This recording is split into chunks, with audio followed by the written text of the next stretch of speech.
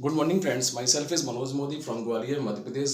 Welcome you once again in my English academy channel. आज की इस वीडियो में हम एक्टिव पैसिव को किस तरीके से हम कन्वर्ट करते हैं. यदि कोई सेंटेंस एक्टिव दिया है तो उसे पैसिव में किस तरह से बदलेंगे, और यदि वो पैसिव दिया है तो एक्टिव में कैसे बदलेंगे, इस वीडियो में हम इसे समझेंगे. इससे पहले भी मैं एक्टिव पैसिव का पार्ट नंबर 1 वीडियो बना चुका हूँ. उस पार्ट नंबर 1 में ये बताया गया कि एक्टिव पैसिव का हमारे डे टू डे लाइफ में किस तरह से यूज़ है. मतलब एक्टिव सेंटेंस कहाँ यूज़ किए जाते हैं और पैसिव सेंटेंस कहाँ यूज़ किए जाते हैं, ये पार्ट नंबर 1 के वीडियो में बताया गया है. कोई सेंटेंस यदि जो हिंदी में दिया है, हिंदी में लिखा है, तो वो एक्टिव है या पैसिव है, इसे हम कैसे पहचानेंगे इमीडिएटली, ये भी पार्ट नंबर 1 में बताया गया है. यदि वो सेंटेंस इंग्लिश में लिखा हुआ है और वो सेंटेंस एक्टिव है या पैसिव है, इमीडिएटली कैसे पहचानेंगे, ये पार्ट नंबर 1 में मैंने इसे अच्छी तरह से समझाया है. तो फ्रेंड्स, अगर कोई सेंटेंस हिंदी या इंग्लिश में है, वो एक्टिव है या पैसिव है, इमीडिएटली कैसे पहचान सकते हैं, उसे आप पार्ट नंबर 1 में जाकर समझ सकते हैं.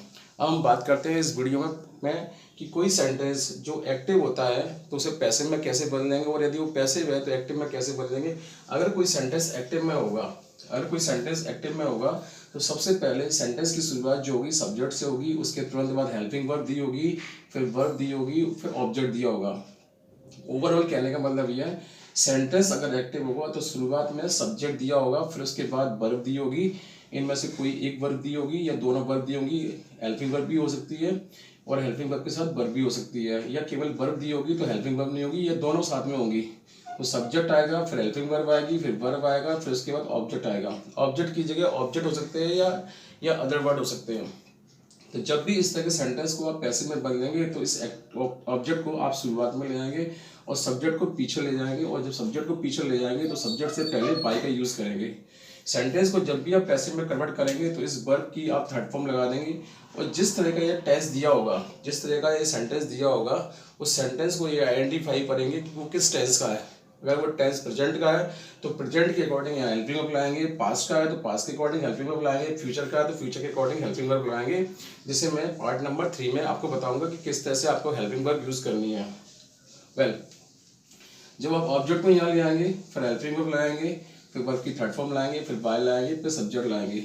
सेंटेंस जब भी पैसिव में बनाया जाता है तो जरूरी नहीं है कि सेंटेंस के अंत में आप सब्जेक्ट का यूज़ करें. आप सेंटेंस को ऐसा भी छोड़ सकते हैं, मतलब पहले ऑब्जेक्ट लाएंगे, फिर हेल्पिंग वर्ब लाएंगे, फिर वर्ब की थर्ड फॉर्म लाएंगे, वो बाय प्लस सब्जेक्ट ये लगाना जरूरी नहीं है. लेकिन अगर सेंटेंस में सब्जेक्ट के स्थान पर यदि किसी का नाम दिया हुआ है तो वो नाम लिखना आपके लिए जरूरी रहेगा. लेकिन सेंटेंस में सब्जेक्ट के स्थान पर ही, सी, आई, वी, यू, दे दिया हो तो इन्हें आप पैसिव बनाते समय इनका यूज़ कर भी सकते हैं. मतलब ही की जगह हिम लगा सकते हैं, शी की जगह हर लगा सकते हैं, आई की जगह मी, वी की जगह अस, यू की जगह यू और दे की जगह देम. लेकिन इनका यूज़ अगर आप नहीं करना चाहें पैसिव के अंदर तो नहीं भी कर सकते हैं. कहने का मतलब ये है, अगर सेंटेंस में सब्जेक्ट के स्थान पर किसी का नाम दिया हुआ है तो पैसिव में बनाते समय उस सब्जेक्ट को आपको लास्ट में लिखना पड़ेगा. लेकिन यदि सब्जेक्ट के स्थान पर ही, सी, आई, वी, यू, दे दिए हुए हैं तो इन्हें आप लिख भी सकते हैं और नहीं भी लिख सकते हैं. और पैसिव सेंटेंस या तो इस तरीके से बना सकते हैं या फिर इस तरीके से बना सकते हैं. इस तरीके से जब बनाएंगे तो पैसिव में सब्जेक्ट के पहले बाय का यूज होगा, लेकिन जब इस तरीके से बनाएंगे तो आपको सब्जेक्ट लिखने की आवश्यकता नहीं है, केवल ऑब्जेक्ट, फिर हेल्पिंग वर्ब, फिर वर्ब की थर्ड फॉर्म. चलिए इसे हम एग्जाम्पल से समझते हैं. पहला एग्जाम्पल लिखा हुआ है ही कॉल्ड मी. अब इस सेंटेंस को जब आप पैसिव में बदलेंगे तो आप सबसे पहले किसको आगे लेके आएंगे, ऑब्जेक्ट को आगे लेके आएंगे. इसमें ये सब्जेक्ट है, ये वर्ब है और ये क्या है, ऑब्जेक्ट है. मी को आप आगे लेके आएंगे तो आई हो जाएगा, क्योंकि मी को जब हम कन्वर्ट करते हैं तो वो आई में कन्वर्ट हो जाता है और आई का मी हो जाता है, यानी कि सब्जेक्ट को ऑब्जेक्ट में और ऑब्जेक्ट को सब्जेक्ट में बदलते हैं. तो मी का क्या हो गया, आई हो गया. ये टेंस पास्ट इंडेफिनिट टेंस है. ये टेंस पास्ट इंडेफिनिट टेंस है क्योंकि इसमें वर्ब की सेकंड फॉर्म लगी हुई है. पास्ट इंडेफिनिट के अकॉर्डिंग यहाँ पे आई के साथ क्या लग गया, बाज लग गया, हेल्पिंग वर्ब लग गई, और फिर उसके बाद आपको थर्ड फॉर्म लगानी है. कॉल पहले से थर्ड फॉर्म होती है, कॉल लगा दी, बाय लगा के ही का क्या कर दिया आपने, हिम कर दिया. राइट. अब हम बात करते हैं सेकंड एग्जांपल की. She saw a tiger. Saw second form है, यानी कि पास्ट टेंस है. पास्ट टेंस में बाजवल लगेगा तो आप ऑब्जेक्ट को आगे लेके आएंगे. ऑब्जेक्ट कौन है इसके अंदर, एक टाइगर को आगे लेके आए, फिर आपने क्या कर दिया, बाज लगा दिया, और सॉ की तरफ क्या लगा दी, सीन लगा दी, बाय लगा दिया, फिर हर लगा दिया, शी का हर हो गया. Now come to the third example, Ravi eats food. ये जो टेंस है प्रेजेंट इंडेफिनिट टेंस है, क्योंकि वर्ब में एस ओ ई एस लगा होगा अगर हो तो वो टेंस प्रेजेंट इंडेफिनिट होता है। तो पहले आप ऑब्जेक्ट को आगे लेके आएंगे, फूड आ गया, फिर फूड के बाद आपको हेल्पिंग वर्ब यूज करनी है। हेल्पिंग वर्ब टेंस के अकॉर्डिंग आएगी, टेंस प्रेजेंट है तो फूड अनकाउंटेबल नाउन है, सिंगुलर है, इसलिए इसमें इज लग गया। फिर आपने थर्ड फॉर्म लगा दी, ईट की ईटन, बाय ला के रवि लिख दिया, राइट। अब इस जब भी सेंटेंस को पैसिव में बदलेंगे तो ये हेल्पिंग वर्ब किस तरीके से आएगी, इसे हम रूल नंबर 1 में समझेंगे। यहाँ तक आपको अच्छी तरह से समझ में आ गया हो। तो कहने का मतलब ये है, जब भी कोई सेंटेंस एक्टिव से पैसिव में कन्वर्ट होगा तो सब्जेक्ट और ऑब्जेक्ट इंटरचेंज हो जाएंगे। इंटरचेंज का मतलब ये ऑब्जेक्ट आगे हो जाएगा, सब्जेक्ट पीछे हो जाएगा, जिससे आप लगाना चाहें लगाएं, नहीं लगाना चाहें नहीं लगाएं। अगर सब्जेक्ट के स्थान पर ही, सी, आई, वी, यू, दे दिया हो तो पैसिव बनाते समय इनका यूज हो भी सकता है और नहीं भी, लेकिन सब्जेक्ट के स्थान पर यदि किसी का नाम दिया हो तो इसका यूज आपको करना ही पड़ेगा सेंटेंस को पैसिव बनाते समय। चलिए हम बात करते हैं रूल नंबर 1 की। रूल नंबर 1 में हम समझेंगे कि किस तरह से हमें हेल्पिंग वर्ब का सेंटेंस में यूज करना है पैसिव बनाते समय। तो जब भी कोई सेंटेंस पैसिव होगा तो पैसिव को किस तरह से बनाएंगे, पहले आपको लगाना है ऑब्जेक्ट, फिर लगाना है आपको helping verb. Helping verb tense के अकॉर्डिंग ले जाएंगी। 12 टेंस आपके होते हैं, 12 टेंस में से केवल 8 टेंस के पैसिव बनते हैं, जो कि इस तरह से present indefinite, present continuous, present perfect, past indefinite, past continuous, past perfect, future indefinite, future perfect. 12 tense में से केवल 8 टेंस के पैसिव बनते हैं, 1 2 3 4 5 6 7 8, और इनमें जो हेल्पिंग वर्ब लगेगी वो इस तरह से प्रेजेंट, अगर सेंटेंस प्रेजेंट इंडेफिनिट का है तो आपको helping verb is, are, am में से कोई एक लगानी है। अगर वो कंटिन्यूअस है तो इज, आर, एम के साथ में आपको बीइंग ऐड कर देना है। और यदि वो परफेक्ट है तो हैज और हैव के साथ बीइंग लगाना है। और वो पास्ट इंडेफिनिट है तो बाजबल लगाना है। पास्ट कंटिन्यूअस है तो बाजबल प्लस बीइंग लगाना है। और पास्ट परफेक्ट है तो हैड बीन लगाना है। फ्यूचर इंडेफिनिट है तो बिल और शेल के साथ बी लगाना है। और फ्यूचर परफेक्ट है तो बिल और शेल के साथ आपको हैव बीन लगाना है। कहने का मतलब ये है कि अगर आप कोई सेंटेंस जो प्रेजेंट इंडेफिनिट में दिया हो पैसिव बनाएंगे तो एक टेंस आगे चले जाएंगे। एक टेंस आगे जाने का मतलब ये है कि प्रेजेंट इंडेफिनिट के बाद प्रेजेंट कंटिन्यूअस आता है तो प्रेजेंट कंटिन्यूअस की आपको हेल्पिंग वर्ब यूज़ करनी है। अगर वो सेंटेंस कंटिन्यूअस है तो कंटिन्यूअस में आगे नहीं बढ़ना है, आपको वहीं की वहीं रहना है, इसलिए मैंने यहाँ इक्वल का चिन्ह लगाया है। लेकिन यदि वो परफेक्ट है तो आपको एक टेंस आगे चले जाना है। एक टेंस आने जाने का मतलब जब प्रेजेंट परफेक्ट के बाद प्रेजेंट परफेक्ट कंटिन्यूअस आता है तो हैव और हैव बीन उस टेंस की हेल्पिंग वर्ब होती है। पास्ट इंडेफिनिट में भी आपको एक टेंस आगे जाना है, पास्ट कंटिन्यूअस में आपको बराबर पर रहना है, पास्ट परफेक्ट में एक टेंस आगे जाना है, फ्यूचर इंडेफिनिट में एक टेंस आगे जाना है, और फ्यूचर परफेक्ट में भी एक टेंस आपको आगे जाना है।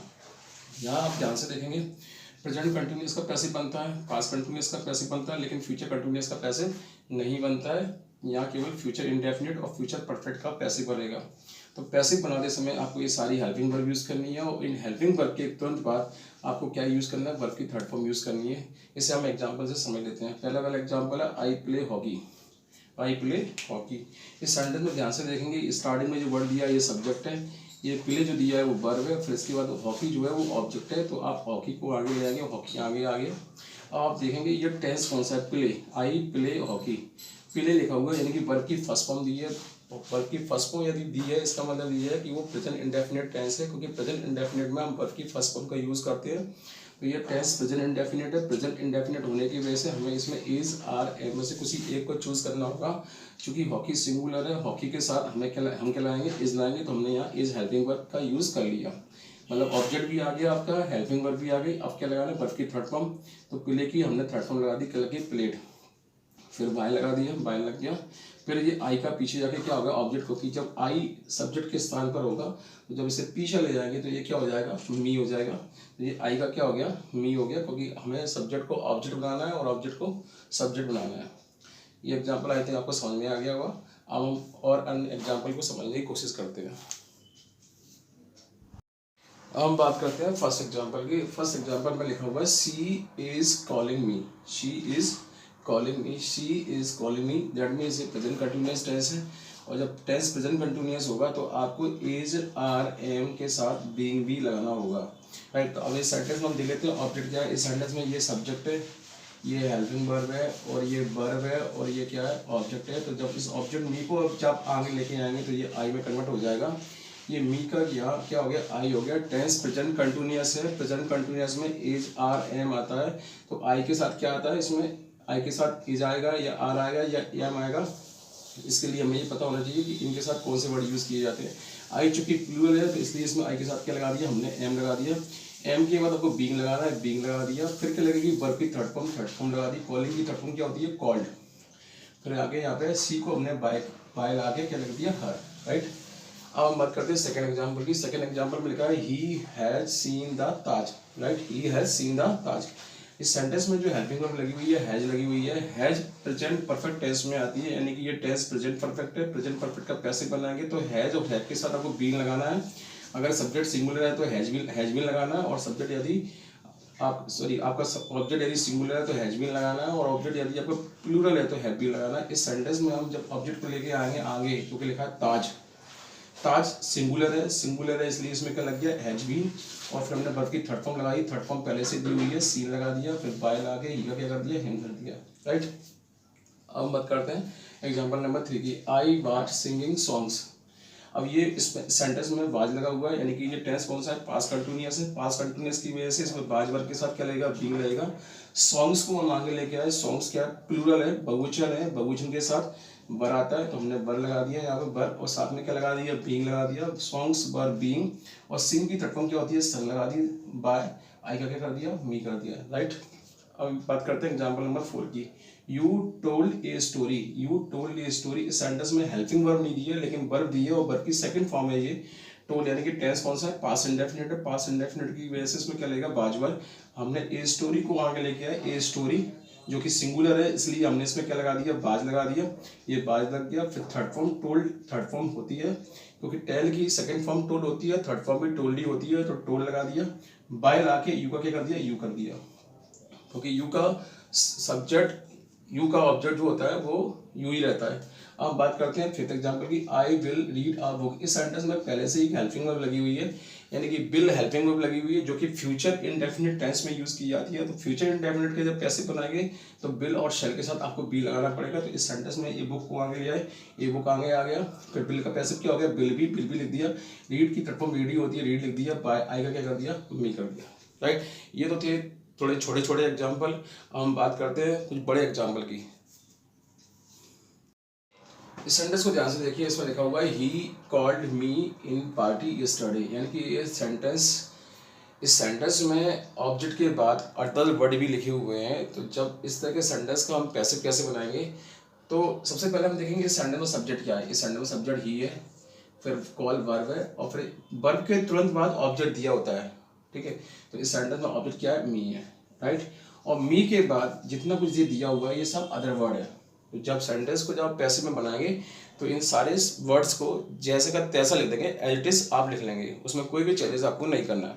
तो देखिए इस सेंटेंस का पैसिव कैसे बनाएंगे, जब मी को आगे लेके आएंगे तो ये आई हो जाएगा, और ये कॉल्ड चूंकि यहाँ सेकंड फॉर्म दी है, ये वर्ब की सेकंड फॉर्म में, यानी कि ये पास्ट इंडेफिनिट टेंस है। पास्ट इंडेफिनिट टेंस का पैसिव बनाएंगे तो आई के साथ क्या आएगा, वाज, और वर्ब में से वो हो जाएगा, तो मैंने आई के साथ क्या लगा दिया, वाज लगा दिया। फिर चूंकि ये सेंटेंस हमें पैसिव बनाना है तो पैसिव में हमें थर्ड फॉर्म लगानी पड़ेगी। कॉल की थर्ड फॉर्म कॉल्ड ही होती है, तो ये थर्ड फॉर्म लग गई।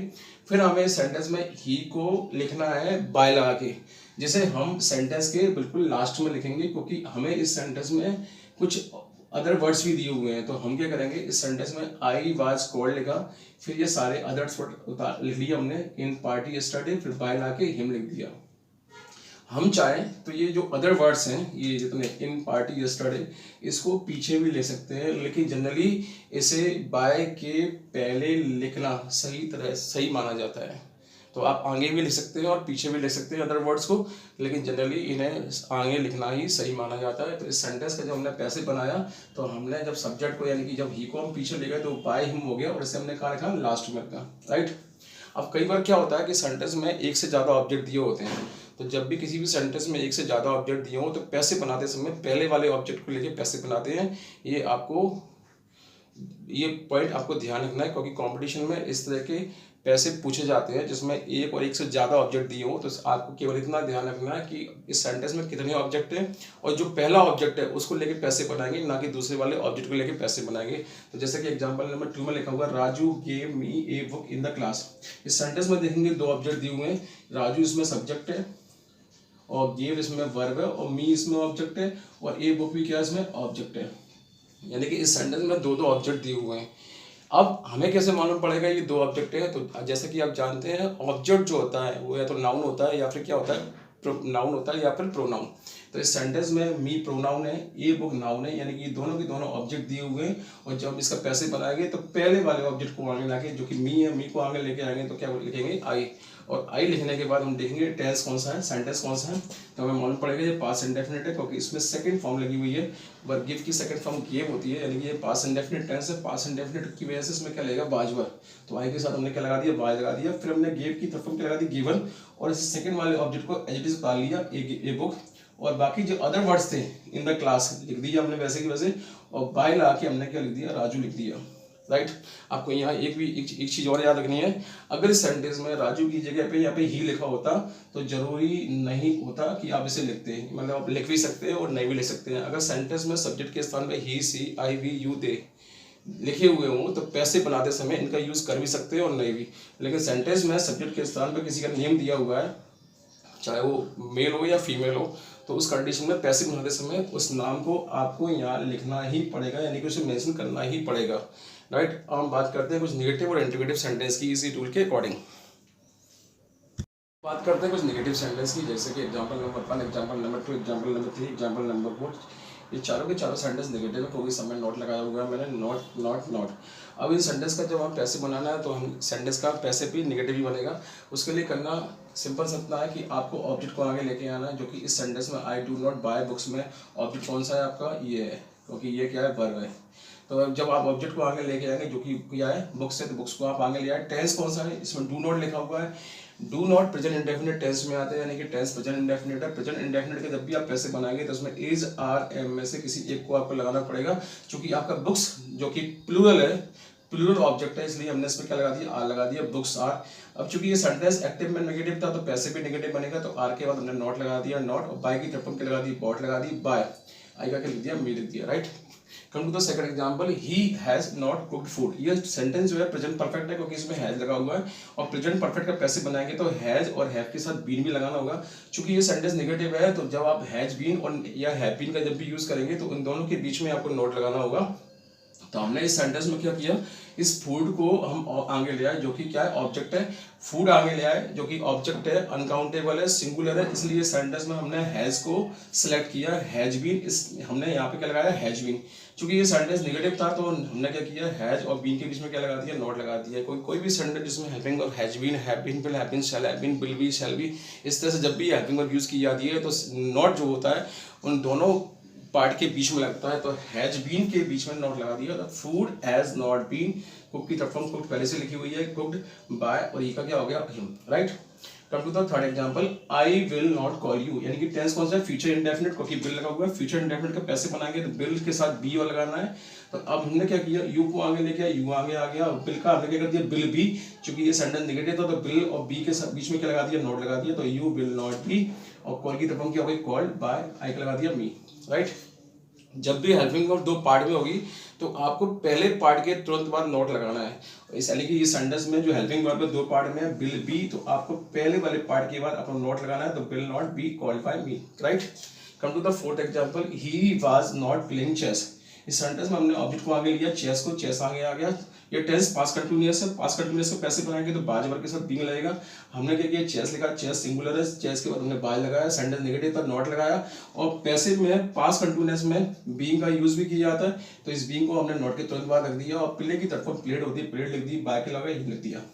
तो नेगेटिव सेंटेंस का पैसिव नेगेटिव बनता है और इंट्रोगेटिव सेंटेंस का पैसिव इंट्रोगेटिव बनता है। अफर्मेटिव सेंटेंस का पैसिव अफर्मेटिव बनता है। ये सारे के सारे एग्जांपल जो थे नेगेटिव के थे। अब हम इंट्रोगेटिव एग्जांपल समझते हैं। बात करते हैं इंट्रोगेटिव सेंटेंस की। मैंने यहाँ पे 1 2 3 4 एग्जांपल लिखे हुए हैं। चारों के चारों सेंटेंस कैसे इंट्रोगेटिव में, क्योंकि लास्ट में मैंने क्वेश्चन मार्क लगाया हुआ है, आप ध्यान से देखेंगे। साथ साथ मैंने सेंटेंस की शुरुआत में हेल्पिंग वर्ब का यूज़ किया है, डू, डिड, आर, हैव, ये सब हेल्पिंग वर्ब है। यदि कोई भी सेंटेंस जिसके स्टार्टिंग में हेल्पिंग वर्ब आती है, लास्ट में क्वेश्चन मार्क आता है, तो वो सेंटेंस इंट्रोगेटिव होता है। वो सेंटेंस का पैसिव बनाने के लिए हमें करना क्या है, हमें सबसे पहले ये देखना है कि इस सेंटेंस में ऑब्जेक्ट क्या है। इस सेंटेंस में हम ऑब्जेक्ट देखेंगे तो हमें मालूम पड़ेगा इस सेंटेंस में ऑब्जेक्ट जो है मी है, ये ऑब्जेक्ट है, क्योंकि वर्ब के तुरंत बाद ऑब्जेक्ट दिया होता है और ये मी ऑब्जेक्ट है। जब मी को हम आगे लेके आएंगे तो ये आई हो जाएगा, क्योंकि ये टेंस प्रेजेंट इंडेफिनिट है और प्रेजेंट इंडेफिनिट का जब भी हम पैसिव बनाएंगे तो इज आर एम में से हमें किसी एक हेल्पिंग वर्ब को यूज करना होगा, क्योंकि आई के अकॉर्डिंग हमें क्या लगाएंगे यहाँ पे एम, क्योंकि आई के साथ क्या आती है एम, तो हमने यहाँ को डू को हटाकर यहाँ पे क्या लगा दिया एम लगा दिया। यानी कि प्रेजेंट इंडेफिनिट का पैसिव बनाने के लिए हमने इज आर एम में से कोई एक हेल्पिंग वर्ब ऑब्जेक्ट के अकॉर्डिंग लिख ली और ऑब्जेक्ट कौन था हमारा मी था, तो मी को जब हम आगे लेके आए तो आई हो गया और आई के साथ क्या आता है एम आता है, एम आई लिखा। फिर इसके बाद हमें वर्ब की थर्ड फॉर्म यूज करनी है, लाइक की थर्ड फॉर्म क्या लिख दी लाइट और बाय लगा के ये यू लिख दिया वैसे की वैसा, राइट, क्योंकि यू का ऑब्जेक्ट यू ही होता है। Come to the second example, did she kill a rat. इस सेंटेंस में डिड लिखा हुआ है कि ये टेंस पास्ट इंडेफिनिट है, पास्ट इंडेफिनिट में बार आता है, तो इस सेंटेंस में हम देखेंगे हमारा ऑब्जेक्ट जो है ये रैट है, यानी कि चूहा है, चूहा सिंगुलर है, सिंगुलर है, इसकी हमने ऐसे डिड क्या लगा दिया बाज लगा दिया, तो बाज ए रैट और किल की तरफ क्या होती है किल लिख दी यहाँ पे और बाय लगा के शी का क्या लिख दिया हर, क्योंकि शी का ऑब्जेक्ट क्या होता है हर होता है। Come to the third example, are you watching TV. ये सेंटेंस जो है प्रेजेंट कंटिन्यूअस टेंस है। प्रेजेंट कंटिन्यूअस का जब भी हम पैसिव बनाएंगे तो इज आर एम के साथ बीइंग लगाएंगे, क्योंकि ये सेंटेंस इंट्रोगेटिव है, तो इंट्रोगेटिव होने की वजह से केवल ये पार्ट आगे रहेगा जबकि ये पार्ट पीछे रहेगा। तो इस सेंटेंस में हमने देखा ऑब्जेक्ट क्या है टीवी, टीवी सिंगुलर है, तो सिंगुलर होने की वजह से हमने इसमें क्या लगाया इज लगाया, तो इज टीवी यहाँ लिखा और ये बीइंग वाला जो हिस्सा है, ये बीइंग जो पार्ट है हमने इस ऑब्जेक्ट के बाद लिखेंगे। ऑब्जेक्ट क्या है टीवी है, तो टीवी के बाद हमने बीइंग लिख दिया, इज टीवी बीइंग। वॉच की तरफ क्या हो गई वॉच बाय, यू का क्या हो गया you, right. Come to the fourth example, have you written this letter, have you written this letter। इस सेंटेंस में शुरुआत में have लिखा हुआ है, यानी कि ये प्रेजेंट परफेक्ट है, प्रेजेंट परफेक्ट का पैसिव बनाएंगे तो हैज बीन और हैव बीन आएगा। अब इस सेंटेंस में हमारा जो ऑब्जेक्ट है वो दिस लेटर है, दिस लेटर यानी कि सिंगुलर है, यानी कि एक लेटर की बात हो रही है यहाँ पे। सिंगुलर होने की वजह से हमने यहाँ हैज लगा दिया स्टार्टिंग में, क्योंकि ये हेल्पिंग वर्ब जो स्टार्टिंग में जो आ रही है वो इस ऑब्जेक्ट के अकॉर्डिंग आ रही है, तो हैज दिस लेटर और बीन जो है हमने इसके बाद लिख दिया हैज दिस लेटर बीन, और राइट की तरफ क्या होती है रिटर्न, जो कि पहले से लिखी हुई रिटर्न लिख दिया हमने और बाय ला के यू लिख दिया। तो फ्रेंड्स इस तरह से हम पैसिव बनाने के लिए हम अफर्मेटिव, नेगेटिव और इंट्रोगेटिव सेंटेंस को इस तरह से हम इनका पैसिव बनाएंगे। अब ये सारे के सारे सेंटेंस जो थे ये जो मैंने अभी आपको बताया वो अफर्मेटिव थे, नेगेटिव थे और इंट्रोगेटिव थे। इंट्रोगेटिव में ये इंट्रोगेटिव फर्स्ट थे क्योंकि स्टार्टिंग में हेल्पिंग वर्ब लगी होती है। अगर कोई सेंटेंस इंट्रोगेटिव होता है तो दो तरह से बनता है, interrogative first, interrogative second. Interrogative first में हेल्पिंग वर्ब शुरू में होती है और इंट्रोगेटिव सेकंड में क्वेश्चन वर्ड स्टार्टिंग में होते हैं। मैंने आपको अभी तक जो एग्जांपल समझाए वो सारे के सारे इंट्रोगेटिव फर्स्ट के थे, यानी कि हेल्पिंग वर्ब शुरुआत में लिखी हुई थी। लेकिन अब मैं जो आपको एग्जांपल समझाऊंगा वो इंट्रोगेटिव सेकंड के समझाऊंगा। उनका पैसिव हम किस तरह से बनाते हैं इसे हम इस पार्ट नंबर वीडियो के पार्ट नंबर 3 में देखेंगे। आई थिंक आपको मेरे वीडियो पसंद आया होगा। अगर ये मेरा वीडियो पसंद आया हो तो इस वीडियो को लाइक कीजिए, चैनल पर नए हैं तो चैनल को सब्सक्राइब कीजिए, अपने फ्रेंड्स को और अपने रिलेटिव्स को इस चैनल के बारे में बताइए और चैनल को शेयर कीजिए। थैंक्स।